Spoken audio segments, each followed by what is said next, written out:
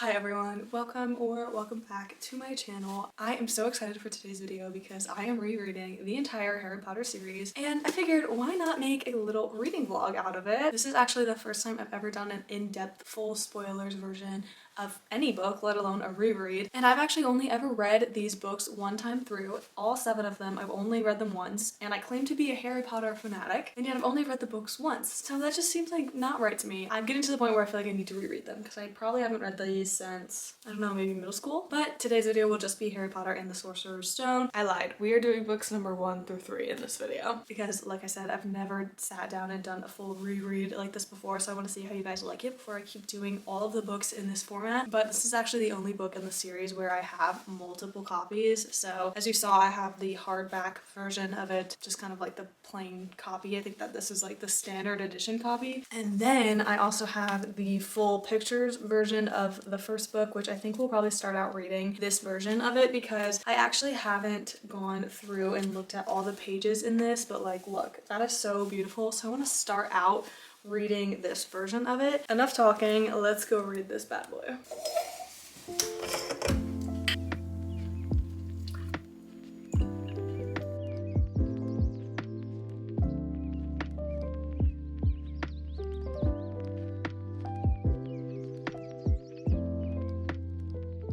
I just started chapter 3. I feel like I don't have a ton to say right now because I feel like not only are we just setting the scene, I also feel like the beginning of this book is the most memorable to me for some reason. So like everything that's happened so far, I'm like, oh yeah, I know that this is happening and I like remember it. Also, the first 2 movies are definitely my comfort movies. If I need like a comfort Harry Potter movie, I'm gonna put on the first 2 movies because after the first 2, they start to get kind of intense and that's not like super comfortable for me. So I normally just throw on one of the first 2 movies, but I just started chapter 3 and I've been kind of just showing you guys all of the illustrations that just stand out to me that are like my favorite. So I'm not showing you all of them, but just some of them. Anyway, I just started chapter 3, which is the chapter where all the letters come. So not a crazy ton has happened so far. It's just been kind of like, oh, the Dursleys are not great people, and then Harry breaks down the glass of the snake thing, which I don't know why, that's one of my favorite scenes.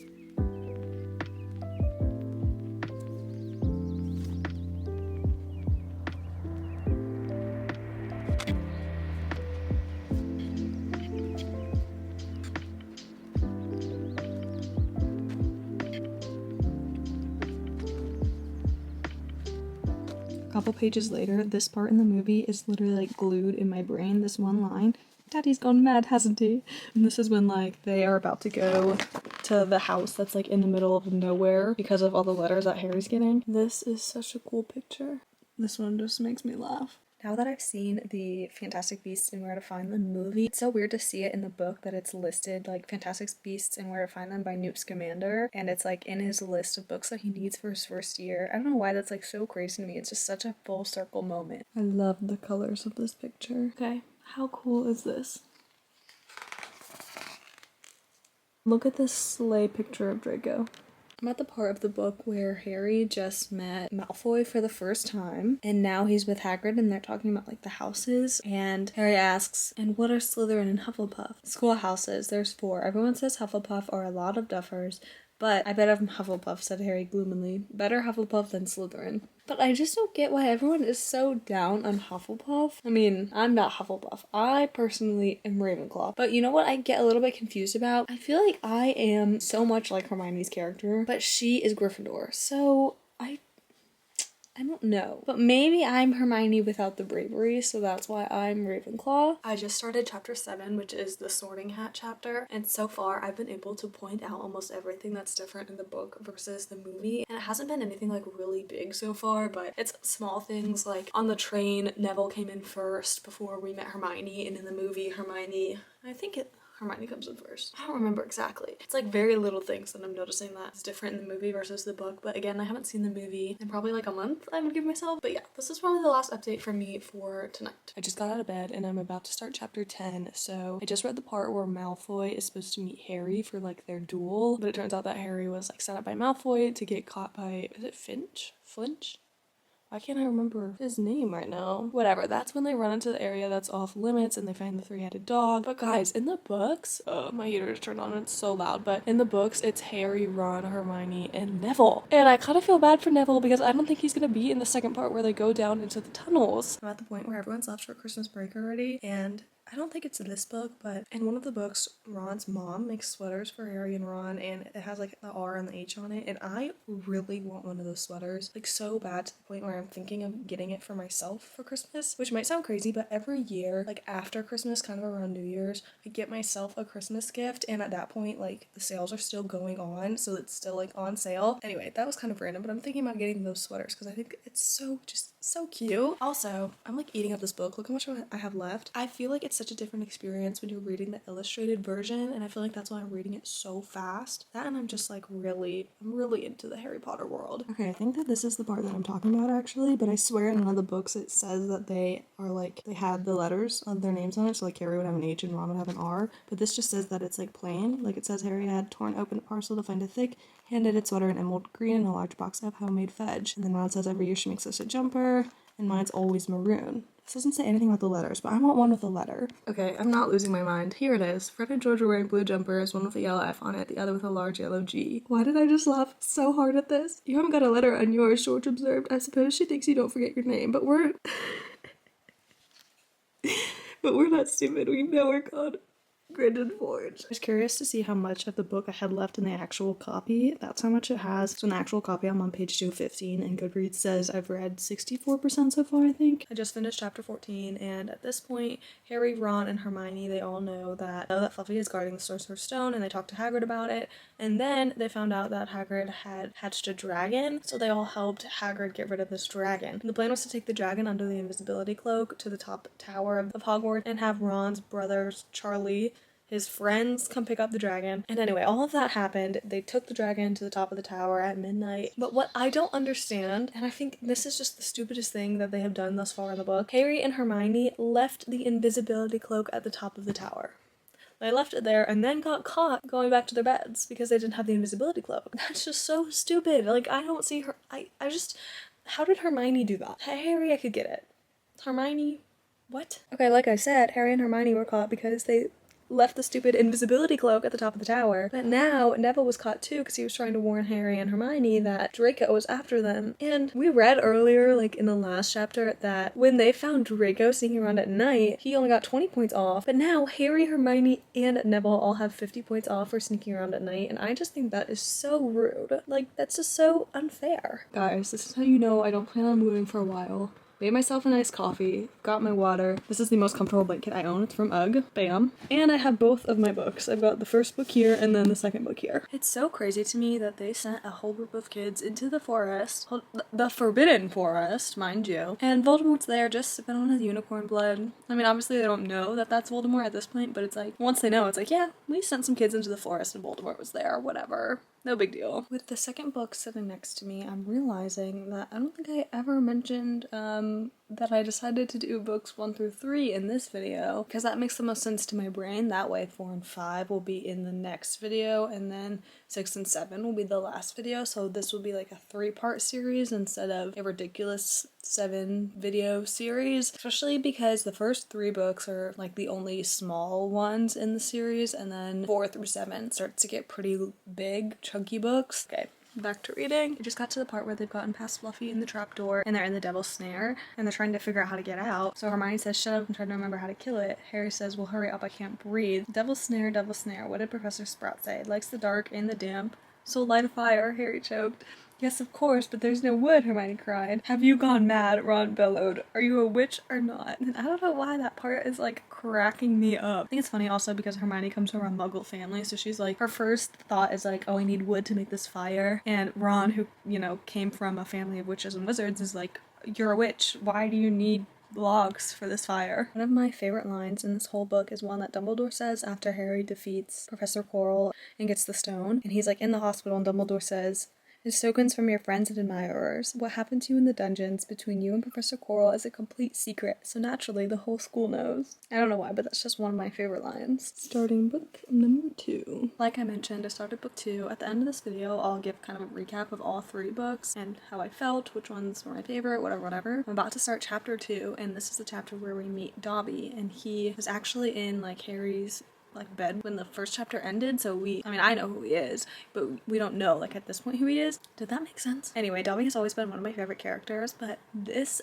part in the book where like things kind of get ruined downstairs makes me so antsy. I'm about to start chapter 6, page 88. I feel like I haven't updated at all because nothing deeming any of my input has happened so far. Like nothing's, I don't know, I just don't have anything to say. I felt like at least I needed to give a little bit of an update. We're at the point where Harry and Ron crashed the flying car because they were trying to get to Hogwarts because the barrier was closed, but like I haven't really gotten in trouble so far, I don't think, other than the fact that they couldn't go to the feast. But I feel like that's not a punishment, but I'm sure we're about to find out. But yeah, nothing much to report, just kind of reading. I will say earlier I took a break for dinner, and as I was eating, I was literally missing like the Harry Potter world, so I feel like I'm being sucked back in it, like intense. Little change of scenery for an update. We're back at my apartment. I am on page 96, and I for some reason was really convinced that I would finish this book today. I don't know where that came from. Maybe I still can because it's only like 5 o'clock, but I do actually have a night class later today. But my real reason for coming on here is to give a little Bookmas update because I'm pretty sure this video is going to be my first video in December. And I'm realizing I never stated my plan for like Vlogmas/Bookmas. As of right now, my plan is to just do all my videos in December. I'm gonna be book related videos, and they'll be just, that's why it'll be Bookmas. I normally do book videos on my channel anyway, but it's not like every single video throughout the month is a book related video, but in the month of December it will be, except I am debating on if I want to do a graduation vlog or not. So if I do that, that will be the only non-book related video going up in December. Anyways, I'm not sticking to any sort of schedule. I'm not for sure doing like 12 videos in December or doing every other or whatever. I don't have a set schedule for December, because like I said, I am graduating, and before that I have finals. So the first part of my December is going to be absolutely hectic, and I'm sure my second part will also be hectic because I'll be home celebrating graduation but also Christmas. So December is a big month for me, but I'm still going to be posting as much content as I can, and it'll all be book related in December. So that's my update on Bookmas. I'm on chapter 6, which is the Lockhart chapter, and guys, like I said, I only read these books once before, so I don't remember a lot of them, but oh my gosh, this guy is so full of himself. Like, even in the books, he's so full of himself, and I thought that maybe that was just a thing that they did in the movie to, like, you know, make it more dramatic or whatever, but wow, he's, like, kind of intense. Every time I read a scene where Harry and Ron are, like, in their dorms or their dormitory, it just makes me wish so bad that I got to experience something like that. As if I would like living with 5 other people and sharing a room. I would actually hate it. But that's one of the things I remember when I was reading this when I was younger. I wanted to go to Hogwarts so bad, and I think one of the main reasons was like obviously the magic, but also the dorms. I just thought that that was so cool, getting to live in like this old castle. I forgot that there's a part of this book that I really don't like. It's when the chamber has first opened and it has the first message, the Chamber of Secrets has been opened, enemies of the air beware, and hanging underneath it is the caretaker's cat, Mrs. Norris, dead, obviously. And I hate when books do that to animals. Like, also, this is so off topic. I decorated my room for Christmas. I think it's so freaking cute. Put up this garland, which is from a DIY that I made earlier last month, I guess. And then that's a little thrifted music box. Those are like my leather bound books that I'm actually obsessed with. And then that's just a candy jar with a Santa hat on it. I also took out that candy jar, which you can barely see it, but it's like a little snowman. I just got so distracted by my decorations that I didn't even finish my thought. What I was trying to say was, this whole time when Harry's like hearing the voice, I thought that it was Voldemort, but now I'm wondering if it's because the Chamber of Secrets is opening and that's why he was hearing the voice, which, so I guess that would still be Voldemort, because like technically like Tom Riddle / Voldemort opened the chamber, so right? Anyways, I thought I had a theory. Here I am, and I've already read the books, and I'm like, I have a theory. Guys, I actually might cry at this whole cat thing. It says Lockhart's comments were punctuated by Flitch's dry, raking sobs. He was slumped in a chair by the desk, unable to look at Mrs. Norris, his face in his hands. Oh my god. Like, I might cry over it. I hate when they do things like this to animals in books. Guys, I spoke too soon. She's not dead. She's just petrified. I don't know how I forgot this part, because I feel like this is such a big part where like everyone that makes eye contact with this thing gets petrified, right? Or do they all die? No, they just get petrified. I can't believe I forgot that part. But like I said, it's been a while. I just feel like I have watched this movie a lot, so I should at least remember. Sorry, my fan is so loud right now, but I'm about to go to bed. That's why it's on, and that's why I look like this. But I got to page 189. I'll probably read a couple more pages before I go to sleep. But I'm at the part where they're going to the dueling club. So someone decided to start a dueling club, and Harry, Ron, and Hermione are going. And I just remember having like the PlayStation 2, literally number 2. What are we on now? Like, I don't know how many have come out since that one. But me and my sister had this book and video game format, and this part of the video game is like the only thing I remember of it, where they turned the Great Hall into the dueling match and you had to, like, you were Harry and you were dueling Draco. That's like just such a core memory for me. It's the next morning. I'm on page 209 right now, so I'm really hoping to finish this morning before I have to go to class, but I'm not sure if I have enough time at this point. But I'm at the part where Harry found the nope. What did he find? He found Tom Riddle's diary, and then him, Ron, and Hermione figured out like there's nothing in it. That's where we're at right now. Hermione tried to do like some spells, see it to show itself, and it didn't work. So they just kind of like concluded that there's nothing in it. But they know that it's Tom Riddle's diary. They just don't know who Tom Riddle is. So that must not be common knowledge at this point that Tom Riddle like became Voldemort, unless it's like they just don't know and like, people like Dumbledore know, but the kids don't know. I don't know. Speaking of Dumbledore, he brought Harry into his office to be like, is anything weird going on? Like, he obviously knew something weird was going on, and Harry was just like, nope. This was before he found the diary, so I feel like Dumbledore just knew that Harry was hearing voices, and Harry didn't say anything. But it's like, Harry, come on. Dumbledore obviously knew. That's why he asked you. I'm at the part where Harry has figured out how to work the diary, and that, like, when he writes in it, what he writes disappears, and then like someone else is writing back to him, aka Tom Riddle. I know he's so excited to find out like what the chamber is all about and like what's going on, but how is he not a little bit suspicious? Maybe I'm just suspicious of everything, and I also know what happens, so I'm suspicious. But books and movies and TV shows always make it sound like it's gonna be a big problem, like that you're gonna get into a fight and people are gonna have to hold you back. Like, I feel like every book / movies TV show that I read as a kid always had a scene where someone was being held back from fighting. Like, I'm rewatching Gossip Girl right now, and that happens in Gossip Girl too, and it's just like, why is that in every single book? And I'm saying that because that happens to Ron in these books so many times, and just now Malfoy said like someone's gonna get killed, and that it was a pity that it wasn't Hermione, and Ron was like like trying to fight him but like being held back, and I just think it's funny that that happens a lot in books. I'm at the point where Ron and Harry are trying to sneak away to talk to Moaning Myrtle because they think that Moaning Myrtle is who was killed the first time the Chamber of Secrets opened, which I think it was her, but I don't remember how this like pans out. But they got caught by Professor McGonagall, and now they had to like visit Hermione in the hospital wing to like make sure that their story matches up. There was a point in where I was going with this. What was I saying? I have no idea what I was saying. I had a point, and now my camera's gonna die, so I guess I'll just go back to reading. We're at the part where Harry, Ron, and Ginny just came out from the Chamber of Secrets, and like Ron had saved Ginny, and they walk into Professor McGonagall's office to find Mr. and Mrs. Weasley are there, and Mr. and Mrs. Weasley give Ginny like a giant hug, because obviously like they missed her and they like thought that she was, you know, gonna die. And I literally was like tearing up at that part, but I'm gonna finish my book before I fall asleep in the seat. I really liked that this one had a lot more magic in it, as in like Harry, Ron, and Hermione start to do more magic in this one, because like now at this point they know more charms and stuff than they did before. But one thing I don't understand is at the end of every book it's like summer, like they don't show the summer at the end. Does that make sense? Like they're leaving to go for summer break is the end of most of these books, and Harry always goes back to the Dursleys, and I just don't get it, because why doesn't he ask the Weasleys if he could stay with them over the summer? We all know that they would say yes. They love Harry, and I get maybe he doesn't want to feel like a financial burden because they don't have a lot of money, but it's like Harry could just like offer to pay for his own food. I feel like there's a way for him to get out of staying at the Dursleys over the summer, and that just drives me crazy that he didn't try harder to not be there over the summer. Anyways, that's my little rant for this one. I'm gonna start book 3. I'm literally only 10 pages into the 3rd book, but I love it when Ron's family tries to do anything that's like from the Muggle world. Like Ron just tried to call Harry and he was like shouting into the phone, which ended up getting Harry in trouble. And so Ron like writes to him later and is like, oh, I'm sorry that you got in trouble with the Muggles. I probably shouldn't have been yelling in the phone.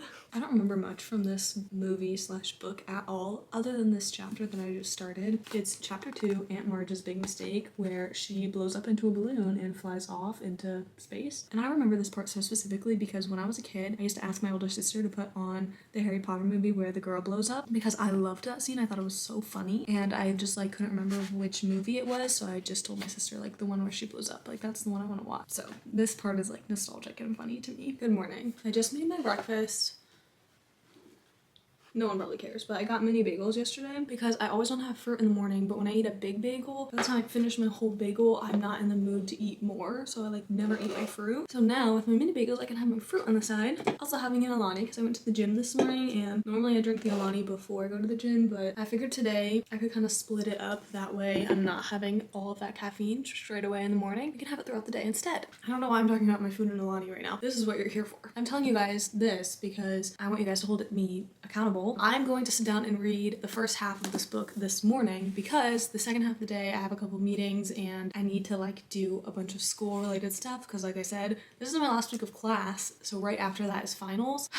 So lots to do today, but this morning we're gonna read and then I'll be productive school-wise for the rest of the day. I don't know why that makes me feel so fancy that I have like my whole day pretty much planned out to a T, but let's go read. Okay, I think the last time I updated, Harry was about to blow up his aunt, so that happened, and then he ran away and took the night bus into London to go to Diagon Alley, and now he's like living at, I think it's a Leaky Cauldron for the 2 weeks that are left of summer break before he has to go back to Hogwarts. At this part in the movie is when he finds out that Sirius Black is most likely after him. He hasn't found out in the book, but Harry's now in a Quidditch shop, and I came on here because I think it's funny that like every year a new broom comes out that's supposed to be like better than the last broom, and for some reason that reminds me so much of like Apple cell phones because they come out like the big ones come out once a year, but they have like 2 versions every year that's supposed to be like better than the last one. And for some reason I'm just like, yeah, the brooms and the phones, like they just come out once a year and they're supposed to be better. I just thought that was funny. I don't know. I just got to the part where Harry's on the train and he gets like not eaten by the Dementors.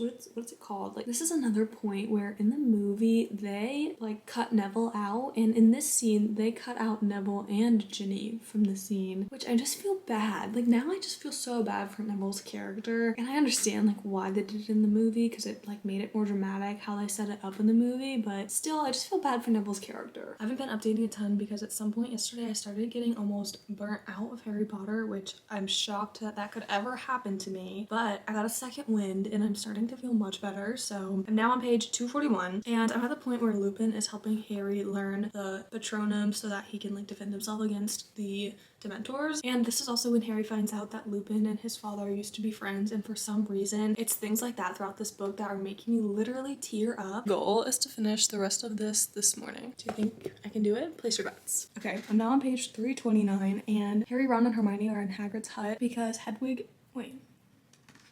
because the hippogriff is about to be executed, and Hermione just found Ron's rat Scabbers, who has been like gone for a really long time. And I just remembered like why the rat disappeared and all of that. Like when Sirius went up to the dorms, it wasn't for Harry, it was for the rat, which I knew it wasn't for Harry. I remembered that part, but I forgot that it was for like, because he wanted to go kill the rat is basically what I'm trying to say, and that's why like the rat disappeared. Page 343 is where I'm at right now. I don't know why I said it like that, but whatever. They're at the point where they're in the Shrieking Shack with Sirius, and Harry like wants to kill Sirius because at this point he thinks that Sirius is like a bad guy. But what I think is like so cute and kind of funny is that Crookshanks in the book is like lying on Sirius's like chest so that Harry will like think twice about like killing Sirius. I just think that's so cute. Like cats really, they know. You know, this lighting's driving me crazy, and I'm sorry if it's also driving you crazy. And I need to say that I'm loving the role that Crookshanks plays in this scene with, it's like Harry, Ron, Hermione, Sirius, and Lupin, and they're all like just kind of talking over like what happened, how they figured out that Peter Pettigrew was actually like Ron's pet rat. And Crookshanks in this scene is like, they're like, she knew the whole time, that's why she was attacking him, and Sirius is like, this is the smartest cat I've ever met. And I just love that Crookshanks,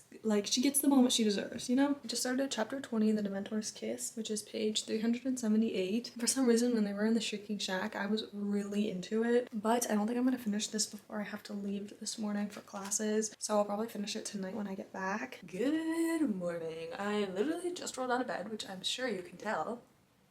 But I was just so excited to talk about these books that I was like, I'm just gonna talk about them. I don't need to get ready. But I will say I finished book number 3 last night and I loved how this book ended. It was like we're all on the train going back home and Harry gets a letter from Sirius, and also Ron gets the owl gifted to him by Sirius because Sirius felt bad that Ron no longer had a pet rat. So now he has a pet owl, which I just thought was so sweet, especially because, let's be real, the Weasleys needed an owl. It was talked about in all 3 books how old and decrepit their owl was, and they need to just retire the owl, like give the owl some break in its last years of life. But I just thought that that ending was so cute, especially because I mentioned earlier the ending in the first 2 books, they just seemed very similar to me and I didn't love that, so I really liked how the 3rd one felt like we were switching things up a little bit. But all in all, I rated every single one of these on Goodreads a 5 out of 5. I think honestly that might just be nostalgia for me because, like I said before, I've only read the books once and I was pretty young when I read them, but I've watched the movies probably, I don't know, 4 times every year. Like, I'm a Harry Potter fanatic. I've watched like all the Harry Potter Instagram reels I get, and I've seen the HBO quiz show version that they came out with. I just love Harry Potter, so it was fun to revisit the world in book form. I'm also obsessed with the fact that